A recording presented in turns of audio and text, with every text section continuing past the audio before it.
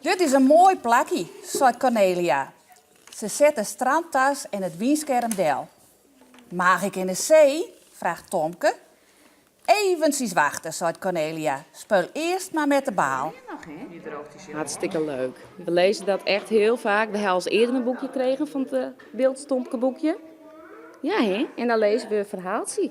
Ja. En liedjes zingen doen we dan. Ja, maar we doen het ook in het Fries.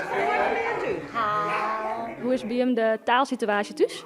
We praten thuis in het Beelds.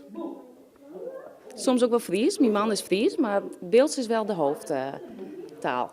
Vind je het belangrijk dat die taal in stoom blijft? Ja, zeker. Ja, zeker. Het is zo'n mooi klein dorpje, het mooie beeld. En moet je het beeld wel een beetje omhoog houden. Nou, ik ben een echte Bilkert, ik ben hier ook geboren. Mijn man die komt oorspronkelijk uit Hardenberg, maar die praat ook beeld. Die vindt het ook belangrijk en die is soms naar beeld dan ik zelf ben. Als ik dan een bepaalde zinsbouw heb, dan verandert hij me er ook in hoor. Dan corrigeert hij gewoon. Je leren de band dus ook beelds? Ja, en we leren de kinderen ook thuis beeld. Ja. Pak de baal, Romke, roept hij. Romke stuuft het zaad.